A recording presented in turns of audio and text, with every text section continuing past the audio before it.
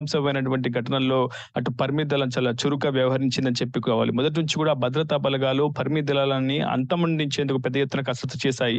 People liberation guerrilla army పేరిట Maoist party సాయుధ దళాలకు అత్యంత క్రియాశీలకంగా వెన్నుదన్నుగా ఉన్నటువంటి పరిమితి దళాన్ని అంతం చేసేందుకు దాదాపు భద్రతా బలగాలు 39 ఏళ్ల పాటు శ్రమించాల్సి వచ్చింది. ఇటీవల గడ్చిరోలిలోని కటరాన్‌ఘట్ట అటవీ ప్రాంతంలో మే 13న జరిగినటువంటి ఎన్‌కౌంటర్‌లో ముగ్గురు మావోయిస్టులు మృతి చెందారు. వీళ్ళు ముగ్గురు కూడా పరిమితి దళానికి సంబంధించినటువంటి సభ్యులుగా మనకి ప్రస్తుతం సమాచారం అందుతుంది. భద్రతా దళాలు కూడా ఇదే అంశాన్ని ధృవీకరిస్తున్నాయి. మొదటి నుంచి కూడా విధ్వంసకరమైనటువంటి దాడులకు ప్రణాళికలు రూపొందించడం, పథకాలు రూపొందించడం, ప్రధానంగా భద్రతా బలగాలకు ఆహారంలో విషాన్ని కలపడం, నీటిలో విషాన్ని కలిపి జవాన్లను పెద్ద సంఖ్యలో మట్టుబెట్టడం వంటి అనేక యుద్ధ తంత్రాలను పరిమితి దళం అవలంబిస్తుందని చెప్పుకోవాలి. ఉమ్మడి ఆంధ్రప్రదేశ్కి చెందినటువంటి 8 మంది యువకులు 1985లో ఈ పరిమితి దళంగా ఏర్పడి గడ్చిరోలి కేంద్రంగా మావోయిస్టు కార్యకలాపాలను మరింత తీవ్రతరం చేశారని మనకి తాజాగా సమాచారం అయితే అవుతుంది. ఏదేమైనప్పటికీ దండకారణలో విస్తరించినటువంటి 5 రాష్ట్రాల పరిధిలోని అడవిని కనెక్ట్ చేస్తూ రెడ్ కారిడార్ లో అత్యంత కీలకంగా గడ్చిరోలి ప్రాంతం ఉంటుంది. సో ఈ దట్టమైన అభయారణ్యాన్ని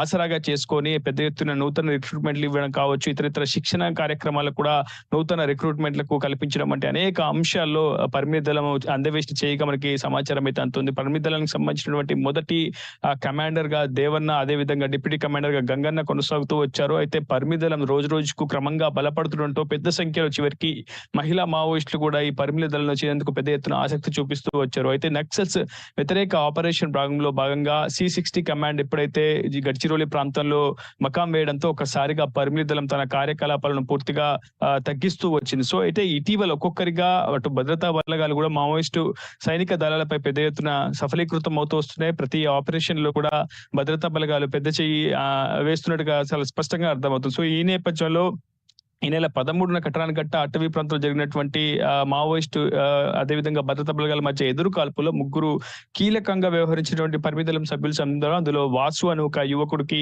కమాండర్ గా వ్యవహరిస్తున్నట్టు మనకి సమాచారం అవుతుంది. అతనిపై 25 లక్షల పైగా పారితోషికాన్ని కూడా నజరాన్ని కూడా అక్కడ మావోయిస్టు మహారాష్ట్ర ప్రభుత్వం అయితే ప్రకటించి ఉంది. సో మోస్ట్ వాంటెడ్ మావోయిస్ట్ గా పరిమితి దళంలో ఉన్నటువంటి ప్రతి ఒక్కరిపై చాలా పెద్ద ఎత్తున నజరాన్ని అయితే ఆయా ప్రభుత్వాలు ప్రకటించి ఉన్నాయి. ఏదేమైనప్పటికీ 1991లో మహారాష్ట్ర అప్పటి మంత్రి ఒక బాబా అనే ఒక మంత్రిని కూడా కిడ్నాప్ చేయడంలో ఈ పరిమితి దళం క్రియాశీలకమైనటువంటి పాత్ర అయితే పోషించిందని చెప్పుకోవాలి. ప్రధానంగా మావోయిస్ట్ పార్టీ రాజకీయ రాజధానిగా పేరొందుతున్నటువంటి అబూజ్మడ్ కు రెడ్ కారిడార్ గా పిలువబడే 5 రాష్ట్రాలకు చాలా పెద్ద ఎత్తున కనెక్టివిటీ ఉంటుంది. అందులో ప్రధానంగా గడ్చిరోలి నుంచి కనెక్టివిటీని పెంపొందించడంలోనూ, కనెక్టివిటీని కంటిన్యూ చేయడం వల్లనూ ఈ పరిమితి దళం చాలా క్రియాశీలక పాత్ర పోషిస్తుందని చెప్పుకోవాలి. అయితే ఈ నెల 13 జరిగినటువంటి ఎన్కౌంటర్ లో పరిమితి దళం తుదముట్టించినట్టు పూర్తిగా అంతమైనట్టయితే భద్రతా బలగాలు ధృవీకరించాయి. సో అబూజ్మడ్ కు రెడ్ కారిడార్ కు అత్యంత కనెక్టివిటీని రూపొందించేటువంటి అటు పరిమితి దళం సభ్యులు అంతమవ్వడంతో అటు C60 కమాండోస్ తో పాటు భద్రతా బలగాలు కూడా భారీ విజయాన్ని సాధించినట్లు కేంద్ర హోంశాఖ కూడా ఇప్పటికే ప్రకటించింది. చాలా సీరియస్ గా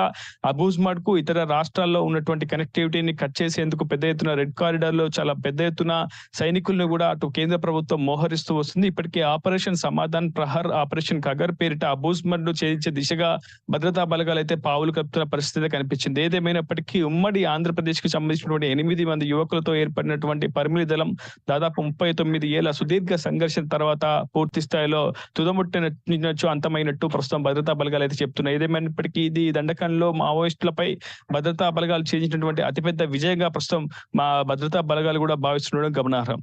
over to you.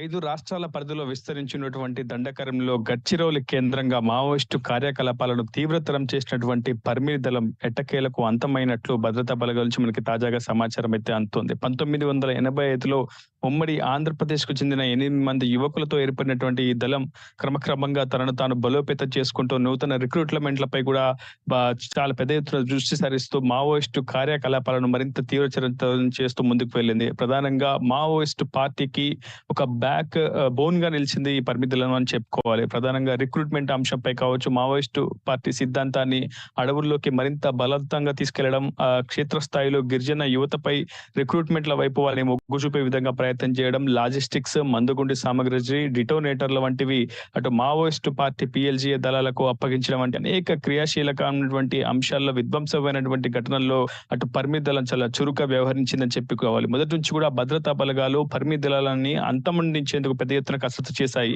People liberation guerrilla army పేరిట మావోయిస్టు పార్టీ సాయుధ దళాలకు అత్యంత క్రియాశీలకంగా వెన్నుదన్నుగా ఉన్నటువంటి పరిమితి దళాన్ని అంతం చేసేందుకు దాదాపు భద్రతా బలగాలు 39 ఏళ్ల పాటు శ్రమించాల్సి వచ్చింది. ఇటీవల గడ్చిరోలిలోని కటరాన్ఘట్ట అటవీ ప్రాంతంలో మే 13న జరిగినటువంటి ఎన్కౌంటర్ లో ముగ్గురు మావోయిస్టు మృతి చెందారు. వీళ్ళు ముగ్గురు కూడా పరిమితి దళానికి సంబంధించినటువంటి సభ్యులుగా మనకి ప్రస్తుతం సమాచారం అందుతుంది. భద్రతా దళాలు కూడా ఇదే అంశాన్ని ధృవీకరిస్తున్నాయి. మొదటి నుంచి కూడా విధ్వంసకరమైనటువంటి దాడులకు ప్రణాళికలను రూపొందించడం, పథకాలు రూపొందించడం, ప్రధానంగా భద్రతా బలగాలకు ఆహారంలో విషాన్ని కలపడం, నీటిలో విషాన్ని కలిపి జవాన్లను పెద్ద సంఖ్యలో మట్టుబెట్టడం వంటి అనేక యుద్ధ తంత్రాలను పరిమితి దళం అవలంబిస్తుందని చెప్పుకోవాలి. ఉమ్మడి ఆంధ్రప్రదేశ్కి చెందినటువంటి 8 మంది యువకులు 1985లో ఈ పరిమితి దళంగా ఏర్పడి గడ్చిరోలి కేంద్రంగా మావోయిస్టు కార్యకలాపాలను మరింత తీవ్రతరం చేశారని మనకి తాజాగా సమాచారం అయితే అవుతుంది. ఏదేమైనప్పటికీ దండకంలో విస్తరించినటువంటి 5 రాష్ట్రాల పరిధిలోని అడవిని కనెక్ట్ చేస్తూ రెడ్ కారిడార్ లో అత్యంత కీలకంగా గడ్చిరోలి ప్రాంతం ఉంటుంది. సో ఈ దట్టమైన అభయారణ్యాన్ని ఆసరాగా చేసుకొని పెద్ద ఎత్తున నూతన రిక్రూట్మెంట్లు ఇవ్వడం కావచ్చు, ఇతరితర శిక్షణ కార్యక్రమాలకు కూడా నూతన రిక్రూట్మెంట్లకు కల్పించడం అంటే అనేక అంశాల్లో పరిమితి దళం అందవేష్టి చేయగా మనకి సమాచారం అయితే అందుతుంది. పరిమితి దళానికి సంబంధించినటువంటి మొదటి కమాండర్ గా దేవన్న, అదే విధంగా డిప్యూటీ కమాండర్ గా గంగన్న కొనసాగుతూ వచ్చారు. అయితే పరిమితి దళం రోజు రోజుకు క్రమంగా బలపడుతుండటంతో పెద్ద సంఖ్యలో చివరికి మహిళా మావోయిస్టులు కూడా ఈ పరిమితి దళంలో చేరేందుకు పెద్ద ఎత్తున ఆసక్తి చూపిస్తూ వచ్చారు. అయితే నక్సల్స్ వ్యతిరేక ఆపరేషన్ భాగంగా C60 కమాండ్ ఎప్పుడైతే ఈ గడ్చిరోలి ప్రాంతంలో మకాం వేయడంతో ఒకసారిగా పరిమితి దళం తన కార్యకలాపాలను పూర్తిగా తగ్గిస్తూ వచ్చింది. సో అయితే ఇటీవల ఒక్కొక్కరిగా అటు భద్రతా బలగాలు కూడా మావోయిస్టు సైనిక దళాలపై పెద్ద ఎత్తున సఫలీకృతం అవుతూ వస్తున్నాయి. ప్రతి ఆపరేషన్ లో కూడా భద్రతా బలగాలు పెద్ద చెయ్యి వేస్తున్నట్టుగా చాలా స్పష్టంగా అర్థమవుతుంది. సో ఈ నేపథ్యంలో ఈ నెల 13న కటరాన్ఘట్ట అటవీ ప్రాంతంలో జరిగినటువంటి మావోయిస్టు అదేవిధంగా భద్రతా బలగాల మధ్య ఎదురు కాల్పులో ముగ్గురు కీలకంగా వ్యవహరించినటువంటి పరిమితి దళం సభ్యులు సందర్భంలో అందులో వాసు అని ఒక యువకుడికి కమాండర్ గా వ్యవహరిస్తున్నట్టు మనకి సమాచారం అవుతుంది. అతనిపై 25 లక్షల పైగా పారితోషికాన్ని కూడా నజరాన్ని కూడా అక్కడ మావోయిస్టు మహారాష్ట్ర ప్రభుత్వం అయితే ప్రకటించి ఉంది. సో మోస్ట్ వాంటెడ్ మావోయిస్ట్ గా పరిమితి దళంలో ఉన్నటువంటి ప్రతి ఒక్కరిపై చాలా పెద్ద ఎత్తున నజరాన్ని అయితే ఆయా ప్రభుత్వాలు ప్రకటించి ఉన్నాయి. ఏదేమైనప్పటికీ 1991లో మహారాష్ట్ర అప్పటి మంత్రి ఒక బాబా అనే ఒక మంత్రిని కూడా కిడ్నాప్ చేయడంలో ఈ పరిమితి దళం క్రియాశీలకమైనటువంటి పాత్ర అయితే పోషించిందని చెప్పుకోవాలి. ప్రధానంగా మావోయిస్ట్ పార్టీ రాజకీయ రాజధానిగా పేరొందుతున్నటువంటి అబూజ్మడ్ కు రెడ్ కారిడార్ గా పిలువబడే 5 రాష్ట్రాలకు చాలా పెద్ద ఎత్తున కనెక్టివిటీ ఉంటుంది. అందులో ప్రధానంగా గడ్చిరోలి నుంచి కనెక్టివిటీని పెంపొందించడంలోనూ, కనెక్టివిటీని కంటిన్యూ చేయడం వల్లనూ ఈ పరిమితి దళం చాలా క్రియాశీలక పాత్ర పోషిస్తుందని చెప్పుకోవాలి. అయితే ఈ నెల 13 జరిగినటువంటి ఎన్కౌంటర్ లో పరిమితి దళం తుదముట్టించినట్టు పూర్తిగా అంతమైనట్టయితే భద్రతా బలగాలు ధృవీకరించాయి. సో అబూజ్మడ్ కు రెడ్ కారిడార్ కు అత్యంత కనెక్టివిటీని రూపొందించేటువంటి అటు పరిమితి దళం సభ్యులు అంతం అవ్వడంతో అటు C60 కమాండోస్ తో పాటు భద్రతా బలగాలు కూడా భారీ విజయాన్ని సాధించినట్లు కేంద్ర హోంశాఖ కూడా ఇప్పటికే ప్రకటించింది. చాలా సీరియస్ గా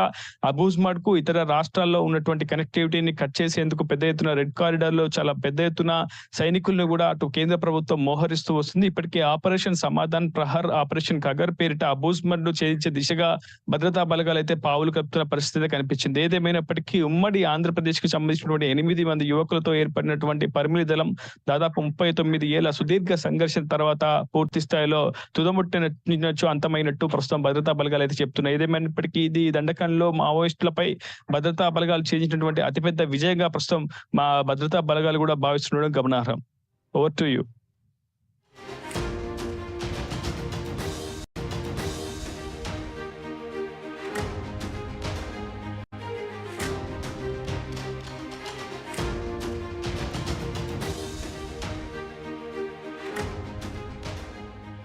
5 రాష్ట్రాల పరిధిలో విస్తరించినటువంటి